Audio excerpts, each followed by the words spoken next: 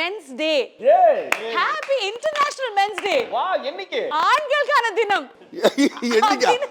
சொல்லும்போது ஐயோ, உங்க மனசுல என்ன ஓடுதுங்க? 365 நாளும் பெண்கள் தான் செலிப்ரேட் பண்ணிட்டு இருக்கிறோம். ஒரு நாள் நீங்க லேபிள் போட்டு செலிப்ரேட் பண்ணிருக்கீங்க, அதனால தேங்க்யூ.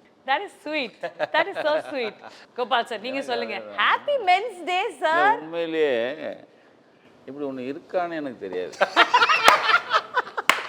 எவ்வளோ நாளும் மென்ஸ் டேனா பைல்ஸ் டேலாம் வந்துச்சுண்ணே. உமன்ஸ் டே அதெல்லாம் கொண்டாடுறோம், ரைட். நாம் இப்போ உமன்ஸ் தான் முக்கியத்துவம் கொடுக்குறோம் எப்பயும்.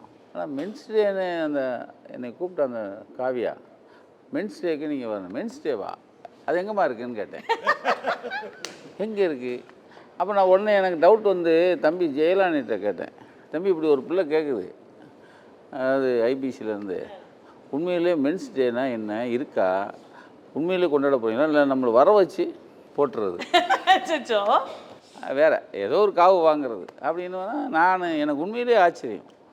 இருந்தாலும் ஆண்களுக்கு ஒரு முக்கியத்துவம் கொடுக்குற இந்த நாளை வந்து உண்மையிலே வரவேற்கிறேன். நான் ஆண்களுக்கும் கொடுக்குறேன்டா அப்படின்னு சொல்லி வர்றது இருக்குல்ல, அதுக்காக ஐபிசிக்கு வாழ்த்துக்கள். Bespoke, the new age barber shop, luxury grooming now tailored for today's gentlemen, the best of services any man can get.